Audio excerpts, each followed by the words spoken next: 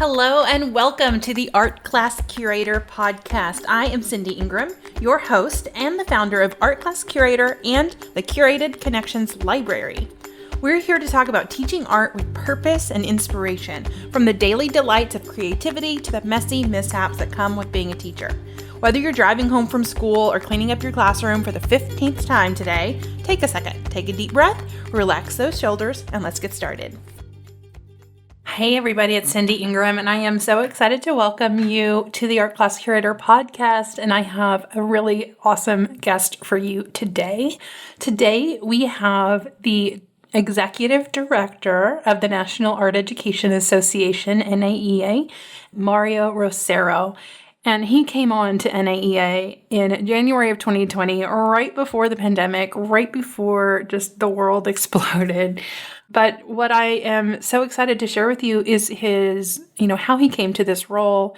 His story is really exciting and encouraging and inspiring, but also to share with you the direction of NAEA and the priorities that it has right now. I really loved this conversation. I feel like I could have talked to him for another 3 or 4 hours about, all of the issues facing our field right now. So I hope you really enjoy this conversation as much as I did. So without further ado, I will welcome to the podcast Mario Rossero. All right, I'm so excited to welcome Mario Rossero to the podcast. Welcome, Mario. Hi, Cindy. Thanks so much for the invite and for having me.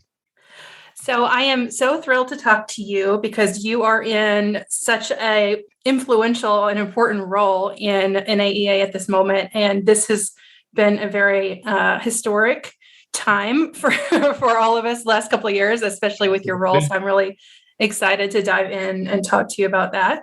But before we do, can you tell us a little bit more about you and your background and experiences and what led you to where you are today? Sure. And I'll do my best to keep this concise. I'll hit the high points. But Sure. Originally, I am from southwestern Pennsylvania, about 45 minutes southwest of Pittsburgh. And I grew up on my mom's family's farmland. So we weren't farmers, but we grew up in a very, very, very rural environment. And I attribute that partially to how I found my love and passion for art making, because that was sort of the only thing that I had available to me were my sketchbooks or materials to, I made lots of puppets and things when I was a kid. So I was constantly making things from as early as I can remember. And then as I became more into my teenage years, I definitely fell in love with drawing. And I was obsessed with drawing and comic books. And that passion just stayed with me. And I wasn't sure that I was going to go into art education, even though in college I planned so that I could. And I made my schedule so that I didn't have to make that decision until probably my junior year, if I was going to pull the trigger and do student teaching and all that.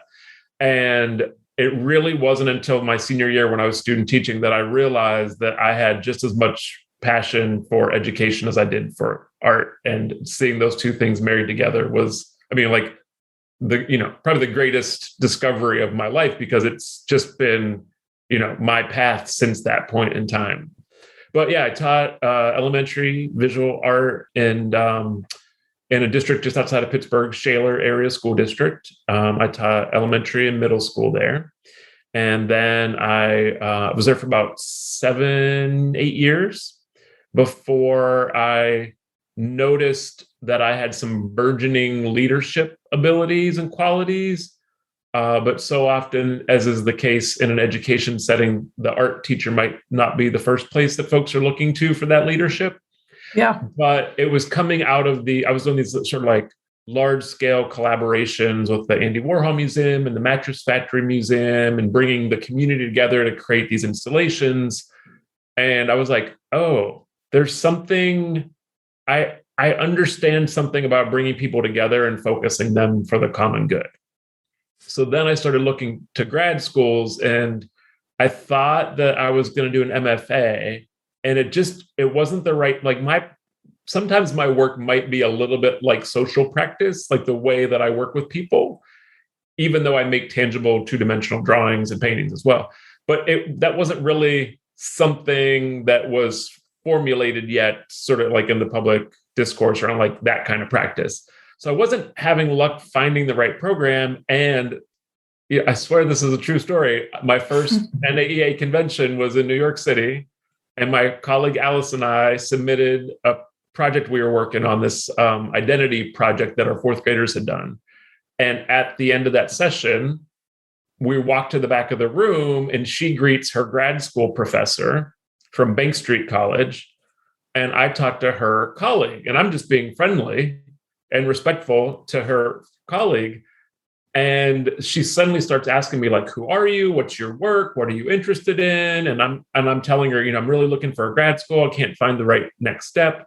And she reaches into her bag and pulls out a flyer for this program that was supervision and administration in the visual arts. And it was built around a teacher's schedule. So you go in the summers to Bank Street, which is on the Upper West Side, School for Education. And then you do the first half of the week there, and the second half of the week, Parsons School of Design in the studio. So it was ideally built for art educator leadership, and you got your principal license from it.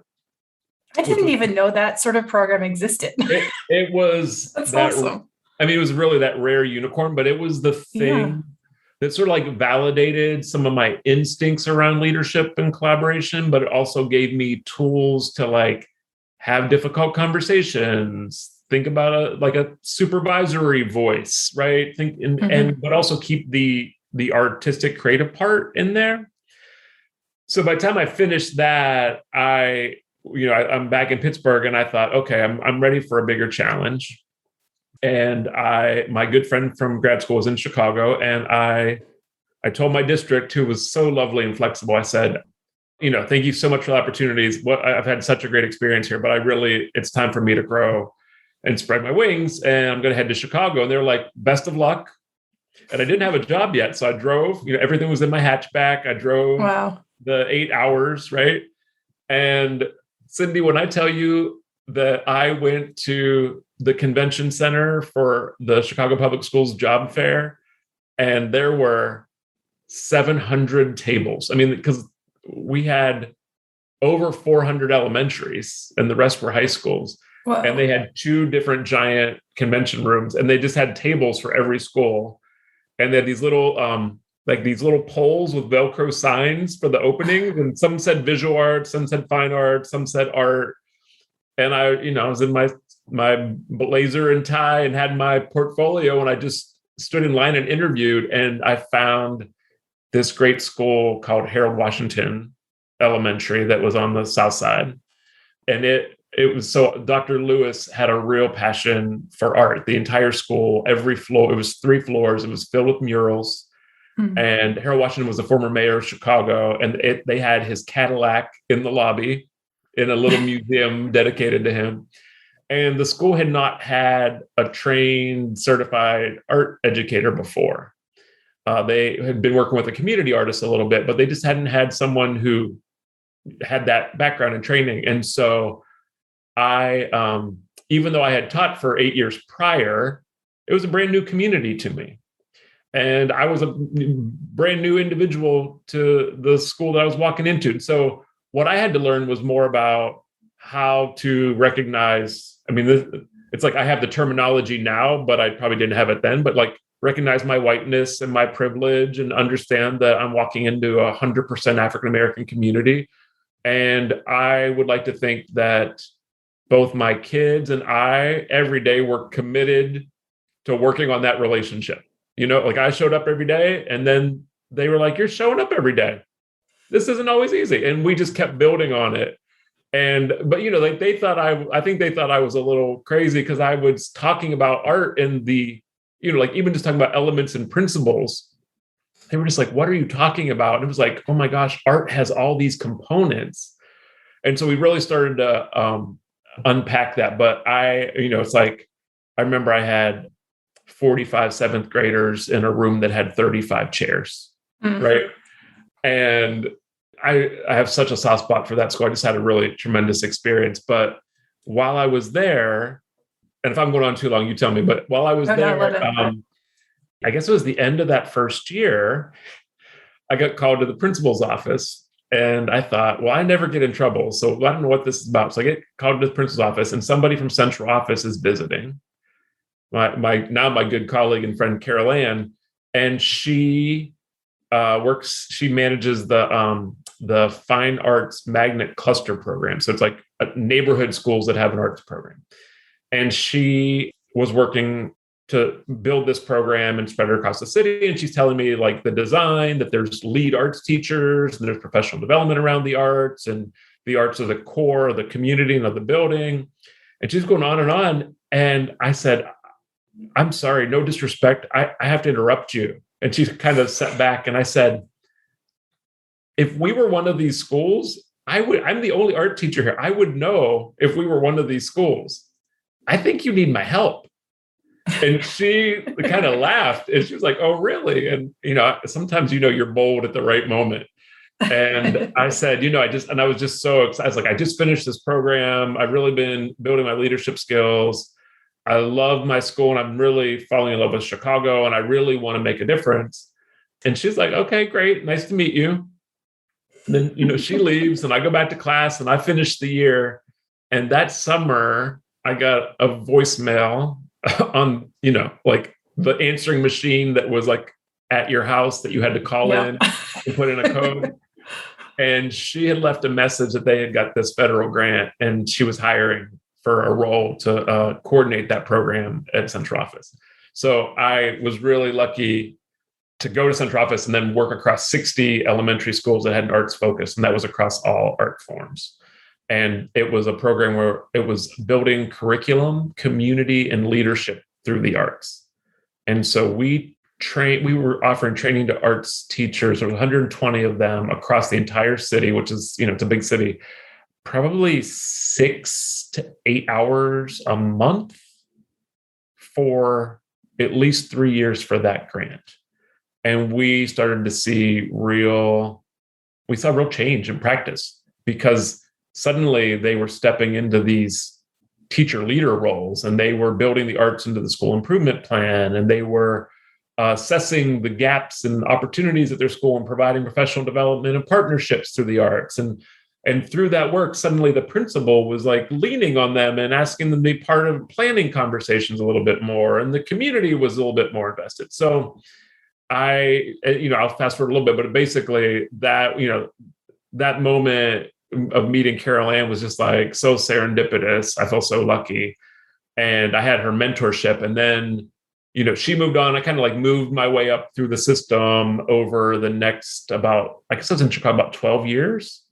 And, I'm one of those, I'm the rare arts person that has gone deep in the arts to broad over multiple curricular areas. So I was able to manage, I was the director of magnet schools and programs. So we had like a world language and a technology and a math and science and, all these clusters of programs across the city. So it was interesting to take the arts lessons to a broader scale. And then I would go back and I would go deeper in the arts. And, when I drove from Pittsburgh to Chicago, I really wanted to lead the arts for the city of Chicago, but I didn't know what the path would be to get there. And right when I was kind of feeling that itch, that leadership itch again, Chicago had gone through a big, change of superintendent, et cetera, et cetera. And Pittsburgh Public Schools had just finished an arts plan, and they were interviewing for a director of the arts. And I thought, there's some things I want to learn about this role that I might need before I can move up in Chicago. Like, I think I need to go deeper. And so I was able to spend this year in Pittsburgh, where they had done the research, they had created a plan, they had a clear direction, and I was able to implement a lot of that work. And work in, they probably had 60, 70 schools in the district at the time. So still, fairly large in an urban setting, but a different size in terms of scope from Chicago. And so after that year, Chicago kept knocking at my door and said, come back, come back. And so I went back and became the director of arts for the district, which was like what I was really trying to do. And I was able to take all those lessons. And we had that rare moment where we had a superintendent, president of the school board, and a mayor Rahm Emanuel, all of whom were arts supportive simultaneously. And we had the cultural community lending people like Yo-Yo Ma and Renee Fleming to champion the arts. And we had a fire that was lit under us because the Wallace Foundation had done a report years prior that said, the arts and arts education in these various cities look like this. In Chicago, it looks a little bit uncoordinated, and folks just aren't collaborating and working together. So we had this energy to work together and show, it's Chicago, we're going to show everybody that we can do this. And so we spent about 3 months talking to a few thousand community members, parents, teachers, students, arts partners, artists, about what they wanted from the District for Arts Education. And we created the first ever strategic plan for the arts. And we were able to look at graduation requirements and minutes of instruction and number of art forms offered and budgets for the arts and teacher schedules. And essentially what we found was that most principals as decision makers didn't have a clear set of goals for what they should be striving towards for the arts and what that looked like. So we basically articulated what the goals were, what you're based on the sort of size of your population. This is what the investments in the arts should look like. And we created an accountability system and created an arts scorecard that was put on each school scorecard had an arts indicator. And that was the game changer. We added accountability. Yeah, we added accountability. And, I am forever grateful. There's one principal that suggested that idea. And when we heard it, and then we had the ability to make it happen. And we didn't, we worked really hard not to make it punitive, but just make it accurate to say, hey, school A, you're at sort of level 4 because of these great investments. But school C, this other school, just because you have a lower score doesn't mean that we're shaming you. What we're going to do is actually use this as a gap analysis and then focus the funding community to help you address your needs, right? So if you can only provide one art form, what can we do about that? If you're struggling for professional development or you're struggling for community engagement, like how do we help bolster that? And it just changed the whole conversation. So when I tell you I'm the arts nerd that's a big fan of strategy, I think those are the two things that when you pair them together, it changes the game. Yeah, I love that story. That you talked about, you're discovering your love of teaching, your love of leadership. And I can see a lot of my own sort of journey paralleled into that. It's fun to listen to. And that's really exciting. That's a really exciting project. I'm sure there's like reports online I can read because I just want to read them all. We partnered with my good colleagues at Ingenuity was created as an external partner to the district to be side by side. And they have done all the data capture and analysis. So you can look up those reports and see the trends. And folks from the beginning thought, well, we all know who's going to get the high scores. It's going to be these schools in these neighborhoods. And some of that was absolutely true. But what was also true was that schools across the entire city had historic and well-protected arts investments. And so you saw these great tales of arts champions in every corner in every neighborhood. And that was really special because it was a motivator for schools in nearby communities to think about how they might do that too. So it wasn't just the north side. It wasn't just, this particular neighborhood. It was happening in the south side and the west side. It was happening all over. And folks were also saying, hey, we need help, right? And finally, we had a well-articulated path forward, right? Well, you weren't left to your own devices. We were actually providing options and a roadmap.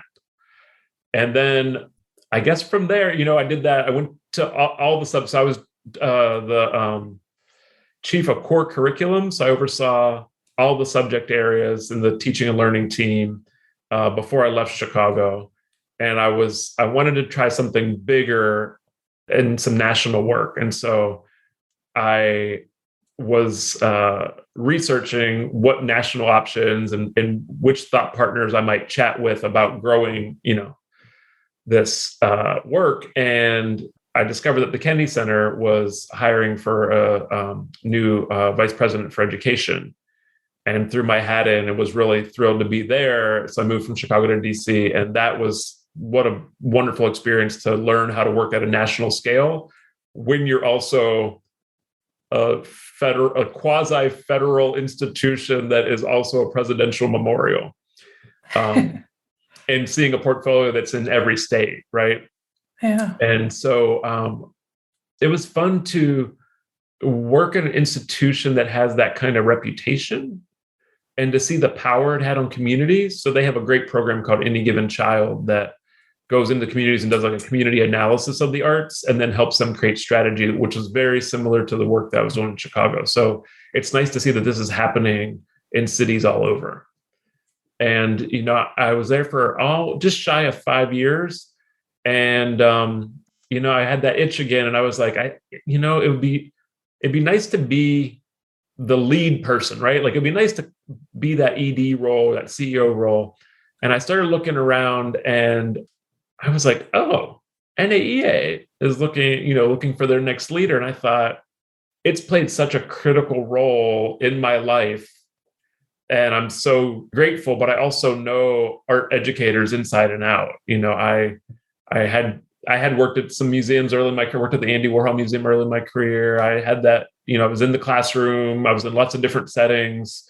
You know, I've taught at college level. I've worked in central office. I was like, I understand a lot of these roles. These are my people.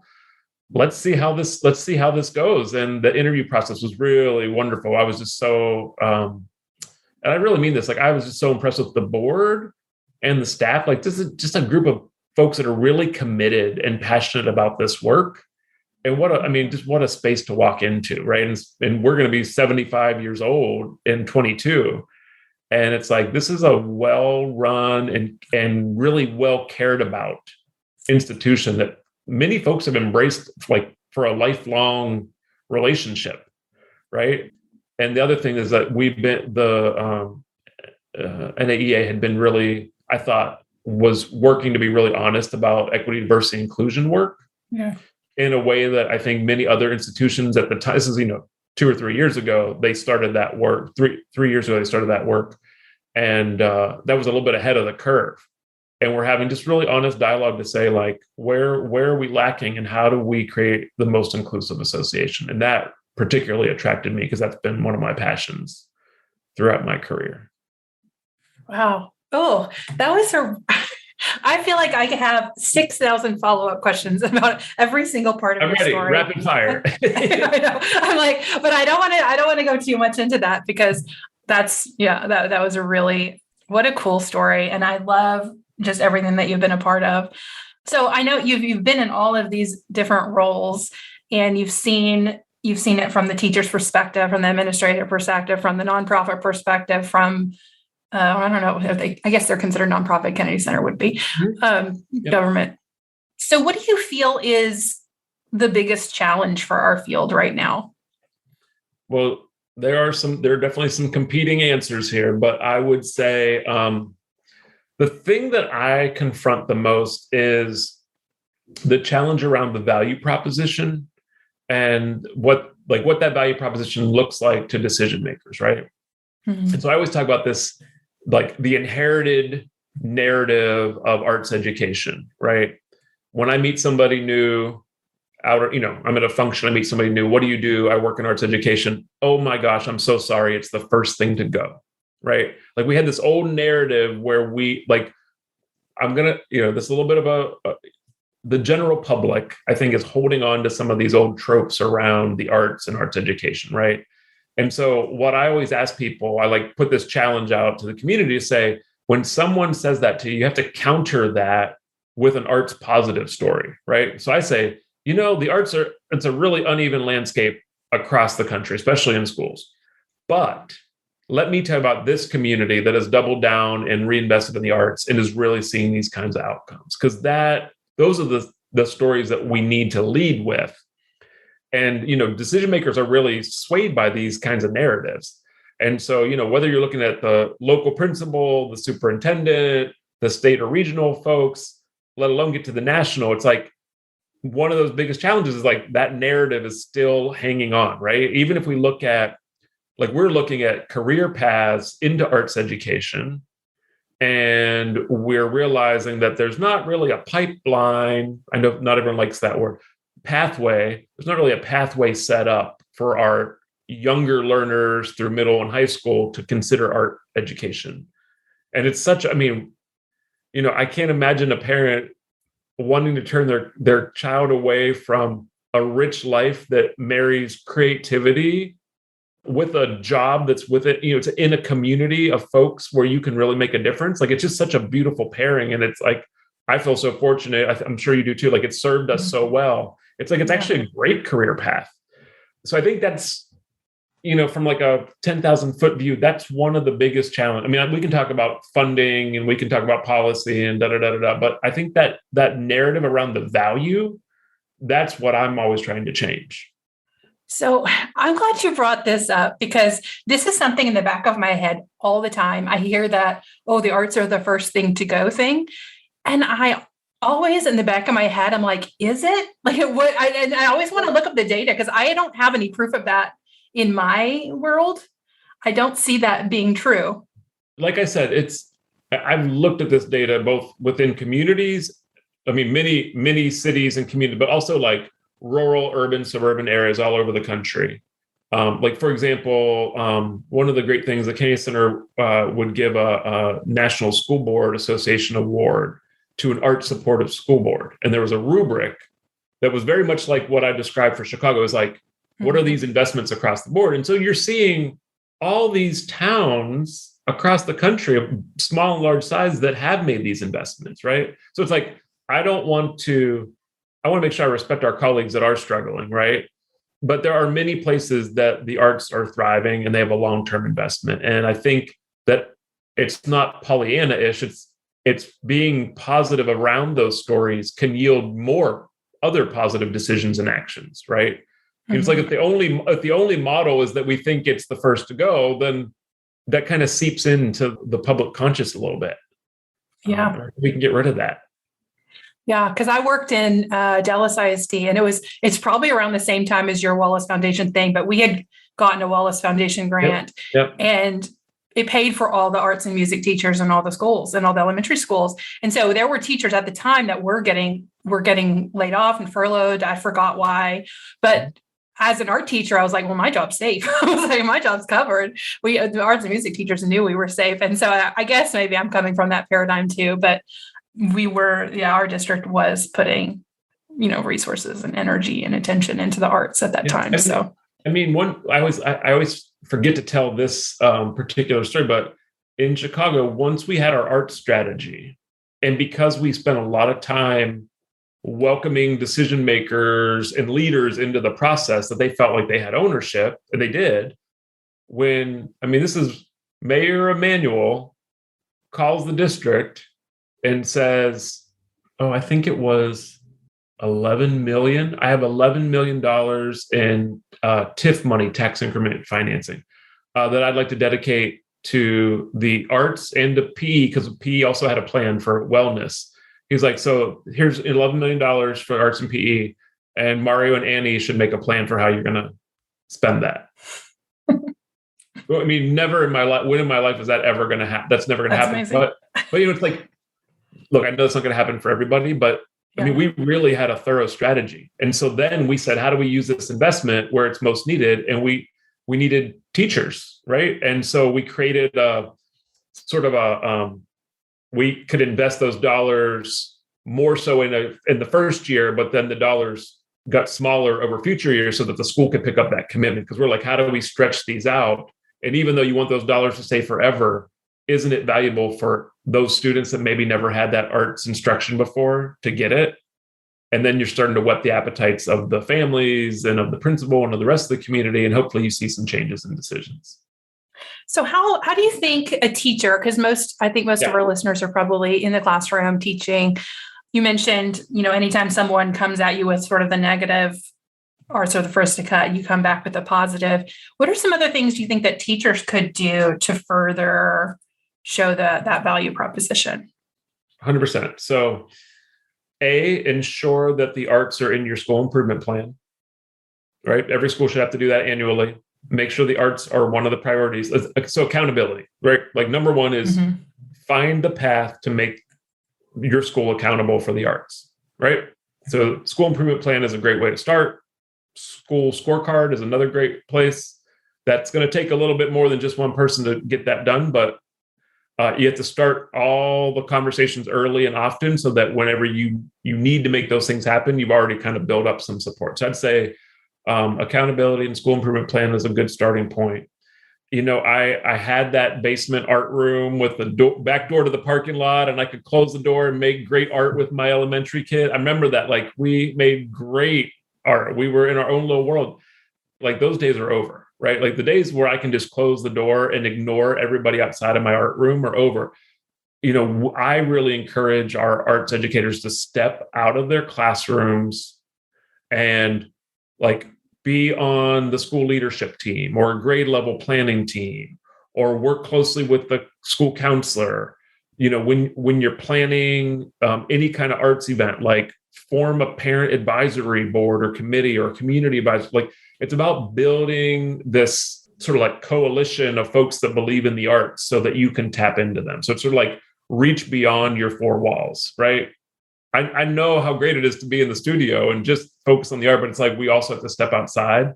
And so I think my next thing would be around teacher leadership. And like I said early in my story, when I first moved into central office and we spent 3 years dedicating time to teacher leadership, we saw results.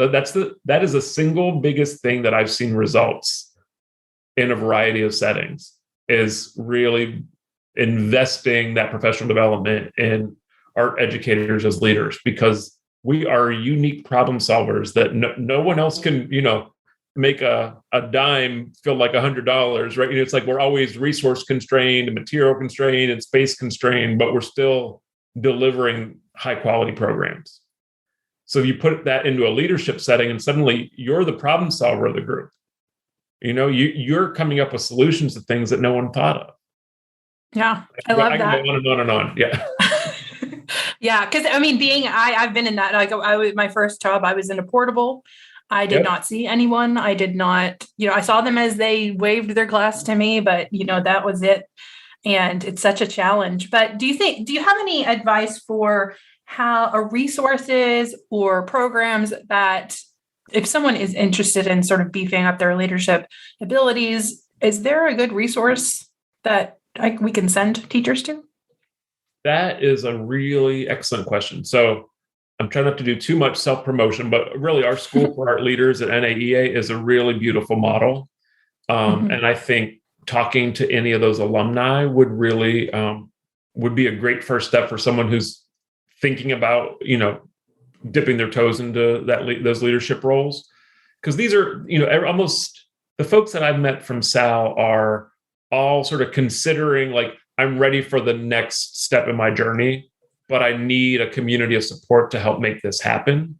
And they're really bringing problems of practice that are very true to what school looks and feels like. I mean, they're coming from different roles, museums and community spaces too, but that program does a lot of looking at the self first and then kind of building out towards community and action. And I think it's got a really nice pace to it.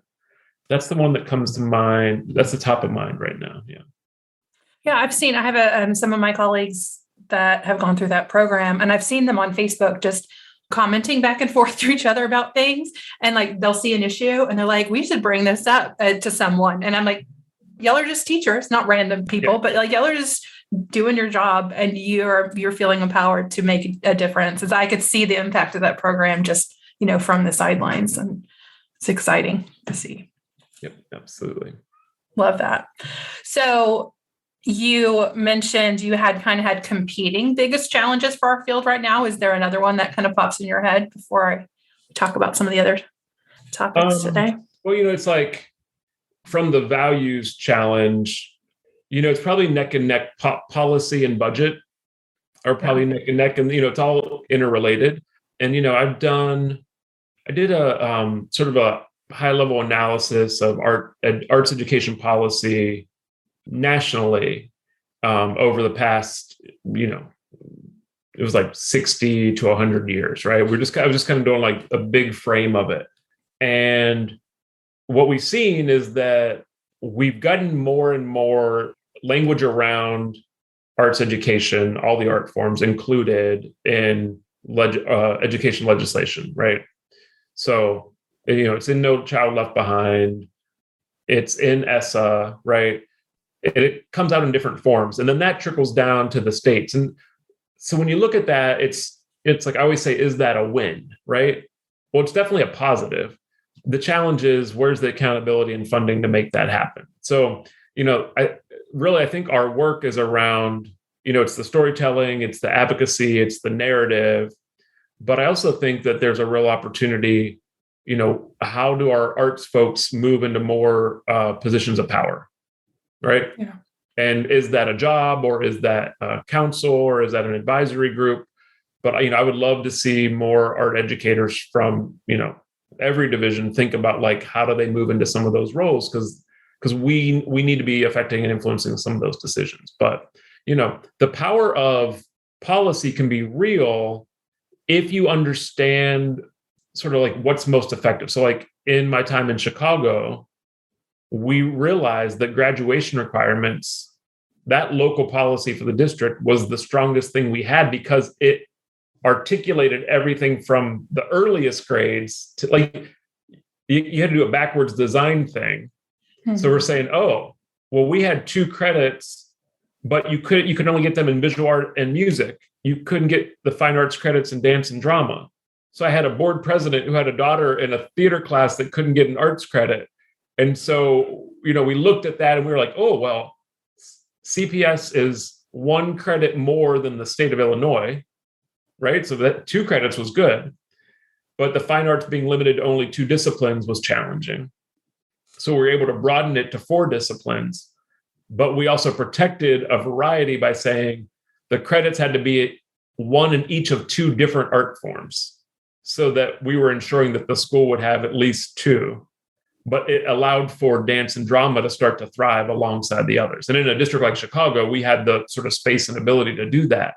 But, like, that's where working with policy and tinkering with it is really exciting, because that had a trickle-down effect that really opened up avenues for elementaries and middle schools that weren't there before. Right? Yeah. So. Okay. Awesome. So you started at NAEA in early 2020, January 2020. I'm sure you had this exciting vision of what you were going to do and where the direction of the NAEA was headed. And then the world fell to pieces, and we had the pandemic, we had the Black Lives Matter uprising after the death of George Floyd. Like, how did your original vision pivot once all of those things came into the landscape? Well, I mean, it was certainly unexpected. So when I came into the role, like I said, I was really excited about the organization's focus around equity, diversity, inclusion. I have always worked to make sure that every young person in my classroom felt seen and heard and understood. And I try to understand their stories, right? And I think that to be excluded is the worst feeling in the world. So I always try to make sure that folks feel that they're part of what's happening. And so that really resonated with me. So I had already anticipated that would be a big part of the work ahead. And I could never have foreseen that alongside that was really the work of saving and securing the association for the future. Because when the pandemic hit, I mean, I know we all remember everything was moving both so fast and so slow. And I was working, behind the scenes with the board on a daily basis to assess, what was going on with COVID, but also like how that was going to impact our convention, which was, later in March. And we all know that everything shut down March 13th. But, the thing, it's like the story that I never get to tell is that, we had to delay our decision to protect the association so that we could ensure that this Minneapolis was calling it, and that our insurance would be able to kick in and protect us from the loss of cancellation so that the association could be in good financial shape for the future. I mean, there was a lot of mechanics. And, that was the most important work we could do because, we're very wealthy in terms of our people and our members. That doesn't mean we're wealthy in terms of dollars, right? Yeah. It's a different thing. And so we really, we spend every dollar so frugally, and that's really served us well. But, convention is the main revenue generator. So that was something that we really, that was the first and foremost was, okay, let's take care of convention. Let's make sure the association is financially sound and safe. And, thank goodness for PPP loans. And, of course, we had to do some furloughs and some things that affected staff, but we were able to maintain the whole team. We really looked carefully at every avenue of where we could have some cost savings to ensure that we could keep providing member benefits, which immediately was how do we help and support folks in new virtual instruction and hybrid instruction. And we were barely able to think about careful in-person instruction because there was, we had so many questions in early 2020. And so we were working with a lot of members and board members and teachers on the ground to create like guides and tip sheets and resources. And that's when we launched the town halls, because I just felt like I needed to have a real conversation with real people. It's like, I love a PDF tool, but a PDF is only going to go so far. So how do we make this real? And I really believe in listening, spending a lot of time listening to people and hearing where they are and making sure we're serving their needs. So, like that, it's like from January 2020, when I started, it was like ED&I work, strategic vision, because it was time to renew that. And then it became very much about survival and sustainability. And then when the Black Lives Matter movement really spiked that summer, and with George Floyd's death, it was, a really hard conversation, like not hard in terms of like we weren't able to have it, but hard because we felt so emotional about it. It was a hard conversation to have as a sort of like the leadership of NAEA, because we typically, we're not responding to all the things that are happening in the world. And we're in a completely different moment in time. We are kind of moving in a new direction, and we really care about people. And how do we have a people first approach? And so, I asked James Rowling, our president-elect at the time, and he was, the inaugural chair of the ED&I commission I said, could you share from your, like, just as an individual, from your perspective, could you write a response to what we're living through? And, that's another like conversation that's sort of like invisible behind the scenes that, I could ask James because we have a lot of trust between each other. We both invest in that relationship. And I said, I know I'm asking a lot, but I don't know that the association has a voice yet in this, but I know you as an individual will have something important to say. And I know that's a big lift. Can you handle it? Can you do that? And he thought about it and came back and he's like, I can do it. And so, that was one of our first steps, is just to say, like, sometimes we need to speak with the voice of an individual, right? Yeah. To help unpack things. And, what we always try to do is just, we know members are facing, we know arts educators are facing so many different and new challenges, and maybe even some old ones that are reinvented. And, not everything is an easy conversation, but we're trying to say, hey, we know this is a burning issue. This is a topic that you're hearing about. We're not saying you have to take one side or the other, but we do want to provide you with some perspective and some direction to help you navigate, right? Because it's a lot. I just can't even list all the things that we've lived through. It's now 19 months, right? Yeah. Yeah. Yeah. That document that Dr. Rowling came out with that summer was so good. I remember I read it, I shared it. It was so good. And I recently saw him speak in a panel discussion a couple of weeks ago.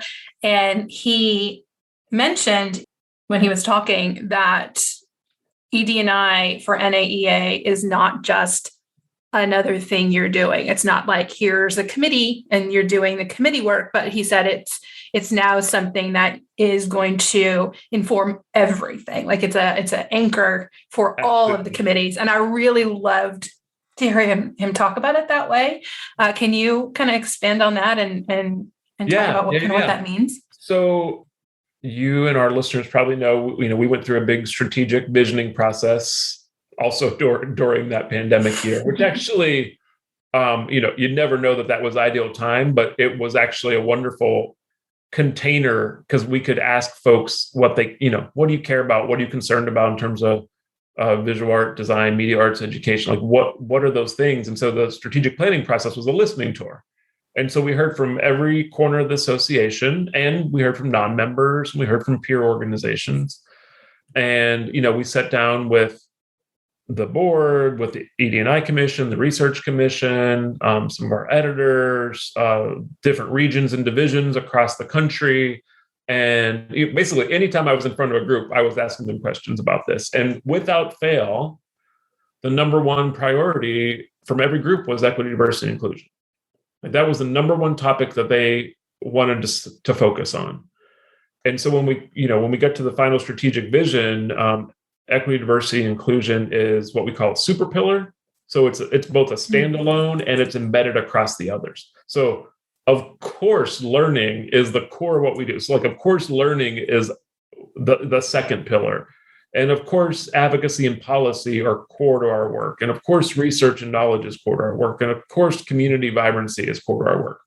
But they're all interconnected anyways, but especially the ED&I piece, because you have to ask yourself questions, are my policies the most inclusive policies, right? When we're focused on learning and professional development and instructional design, it's like, I think sometimes I always worry, like when an individual hears anything, like however you use the letters, right? Some people say DEI. Whenever you hear equity, diversity, inclusion, do you think one thing? Or do you think like I think, where I'm like, oh, well, okay. Part of that means I have to do some work myself to know who I am, know myself in context, know my privilege and power. That's not easy, okay? And then I have to do some work with others. So you and I have to talk, and we have to figure out where our trust is and our boundaries and how that works. And that's just like that's still the individual stuff. And then I have to go, okay, I'm going into a classroom. How do I create this safest, most inclusive space for all learners where everyone feels accepted and heard?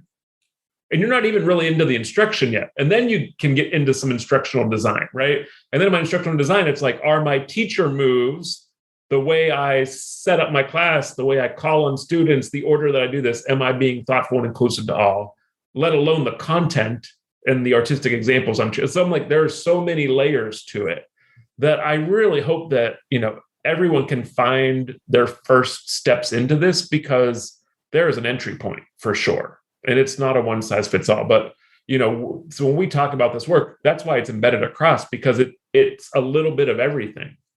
And, I don't know that we've had the language or the understanding or really the platform to talk about it so much before, but we certainly do now.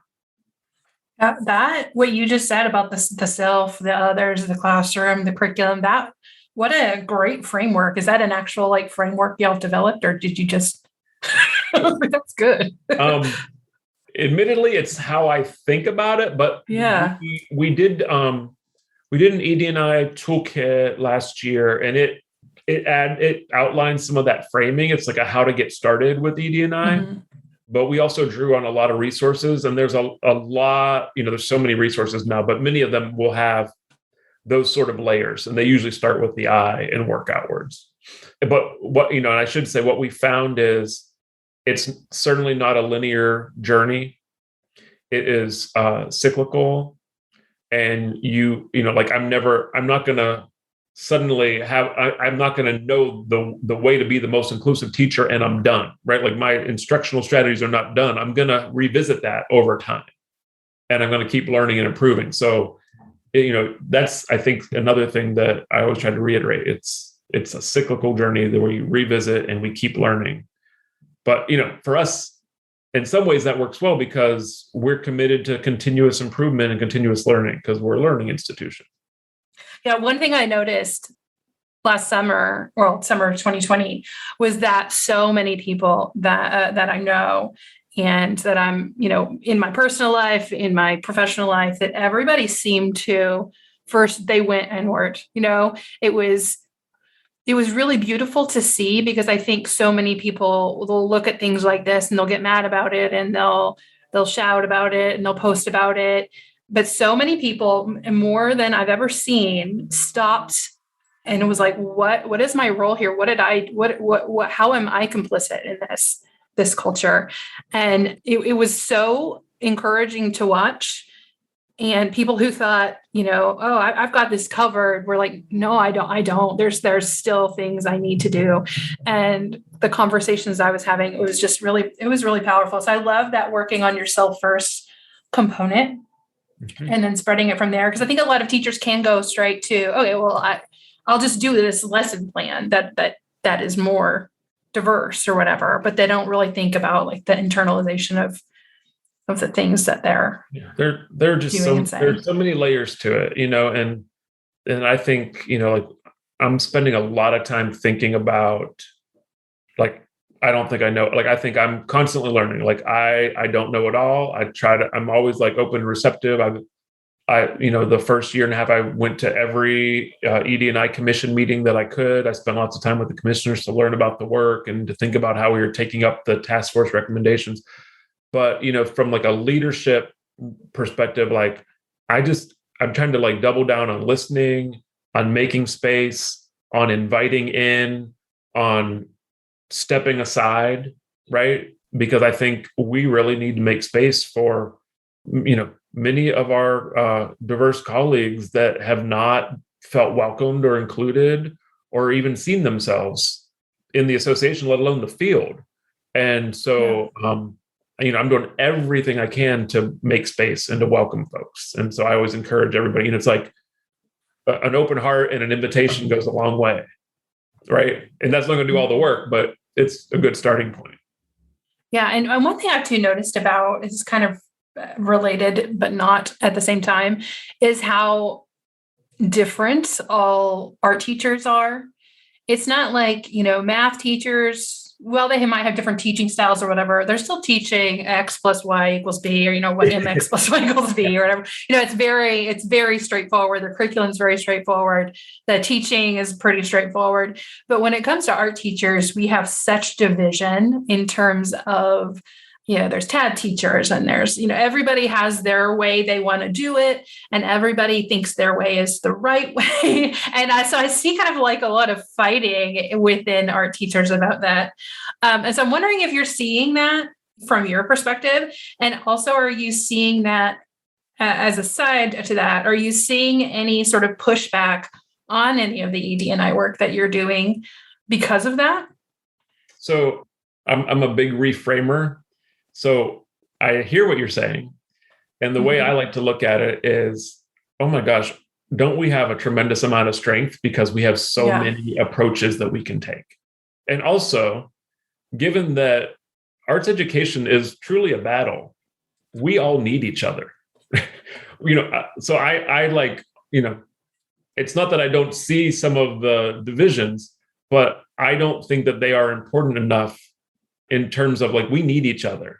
We need to be a community and a field that is working together for the betterment of arts education so that everyone can have access to it, right?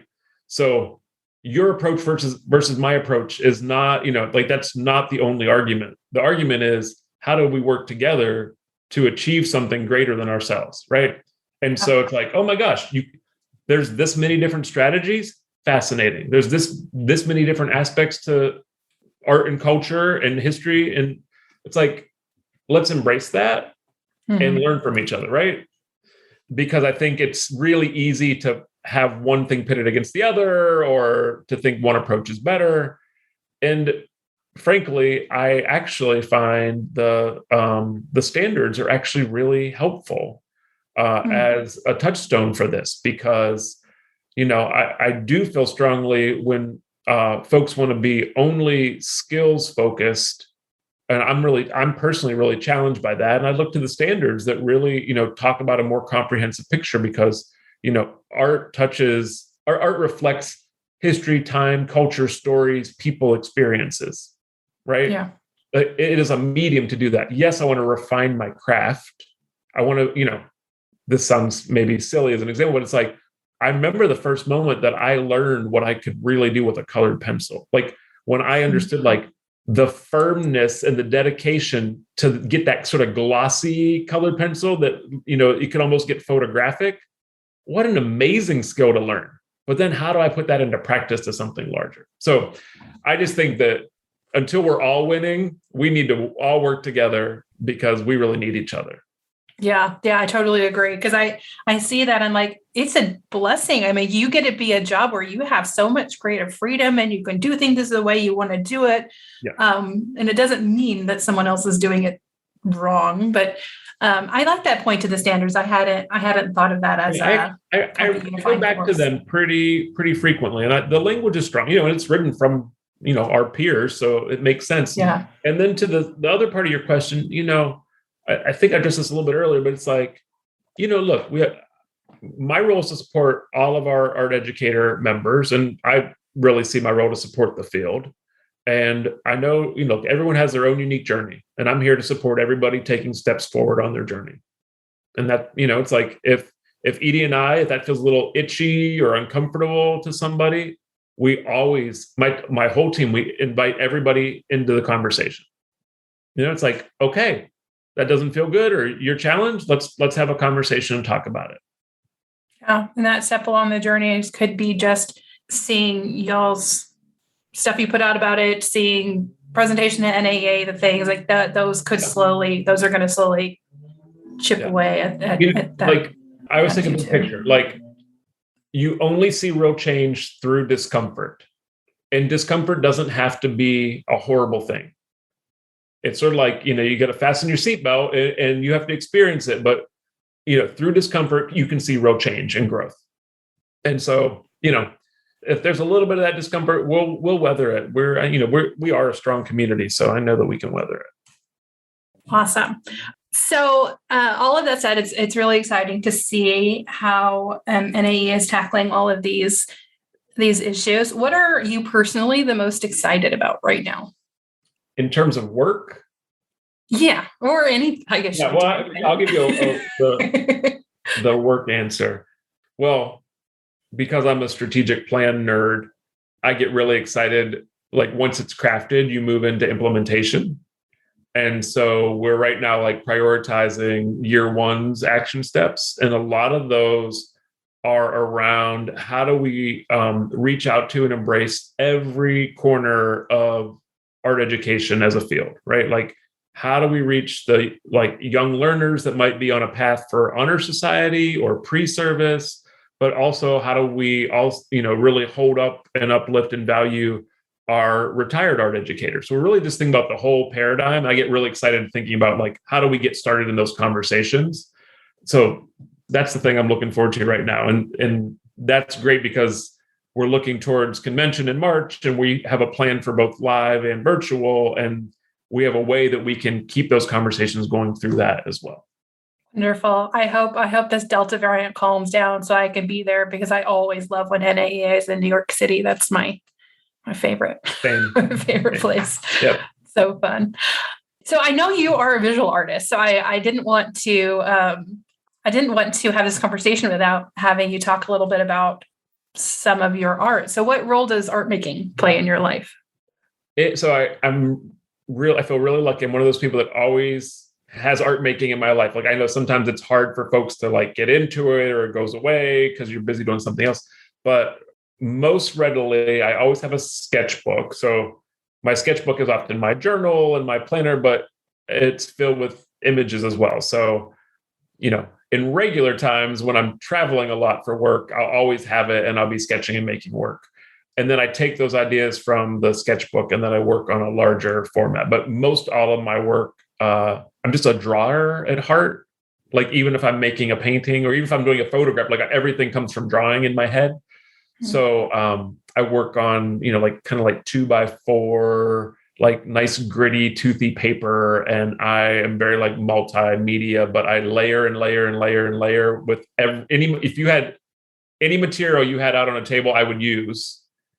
And I use images from comic books and old photographs, and I like using text in my work. and I layer it and take it too far. And then I play this hide and seek game where like I start to, I'll wash out or hide elements or sections of it. Or I'll tear up old drawings. And I have this great, I have a sticker machine that's the best thing I ever bought that basically just puts adhesive on the back of whatever you roll through it. And so then I'll collage elements from old drawings onto new drawings. So yeah, I feel lucky that I always have, I'm looking over to the side because my drawing wall's over there, but it's like I always have something I'm working on. Yeah, I saw your drawing wall in a video. It was like your intro to NAEA video. And I saw that and I was obsessed with it. It was so cool. So you just have a wall on your house that you just draw on? Yeah, I always dedicate a wall. I have this great like push pin board material and I put my inspiration images up and then I have a drawing. And then I like to live with my work. So like being able to walk past it or look at it and think about it. I may not be actively drawing every day or making a mark, but I'm experiencing it. And then all of a sudden I go, oh yeah, I know what it needs. Yeah, just kind of letting it speak to you. Yep, a little bit. That's awesome. I was thinking about setting one of those up for my children, just like a space for them to draw on the wall. But then I got really scared by that too. It's like, who knows? But it's just a wall. You can always fix it. I love that. Okay, so I always ask one final question of all my podcast guests, and that is, which artwork changed your life? Oh, I think I love my answer, but I also think it's so funny because it feels like such a traditional painting, but I am obsessed with Christina's World by Andrew Wyeth. Oh, yeah. Every time I see it, I get teared up. I have always been, I like illustration and that kind of leans illustrative, but I'm drawn to that painting. I just always have been from a young age. And I also developed a really amazing unit for my second graders around it. If we have time, it's when I taught second grade back in the day, it was the first time that Pokemon was popular, and they talked about it all the time. And I always asked them like, how did it work? And they told me, like you sort of start as like one kind of creature, but you can increase your powers, and your powers give you these abilities to do these other things. So, like Charmander becomes Charizard. Like, I'm surprised I remember that. But anyways, like I was like, how do I tap into this interest? And so I presented the Christina's World painting and I said, okay, kids, like, what do we think's going on? Like, what's going on in this? And they were like, why is that girl in the field? And I was like, I don't know. What do you think? And they're like, we think she's stuck or she's running away, or, oh, maybe she's thinking really hard. Like they had all these stories. And so we started to like develop this narrative about like, well, Christina can't get back to the barn or back to the house. Like, how are we going to help her? And they're like, too bad she doesn't have some kind of superpowers. And I was like, well, that's what I'm thinking about. I was like, can you figure out how to give Christina Pokemon like powers? So they created these, like, they make these little Christinas and they would add wings and like 100 legs and tentacle. Like they added all these things that helped her get back home. It was like my favorite lesson I ever did. But I've just always been obsessed with wondering what's really going on, because you don't see her face, you just see her back. And like I've read it. I mean, I know who she is and I know the history, but I think maybe it was a time in art that I realized that presenting a question was more interesting to me than presenting an answer. Ooh, I love that. Oh, I've always resonated with that painting too. I had a journal with it on it when I was in college, and I was always, to me, it was this sort of teen, early adulthood, like feeling of not belonging, like you're separate and you're seeing world happen, but you're like, you don't feel good enough. Like that was always mine. But I think that's a beautiful painting and an amazing lesson. That's hilarious. Oh my God, we had so much fun with that. Yeah. Awesome. Well, thank you so much for sharing all of your insight and experience today. I was really inspired by your whole story, the whole direction of NAEA, and thank you so much for all the work that you're doing for our teachers in this country. Yeah. Thank you so much for the invitation. I really enjoyed it. Awesome. Thank you.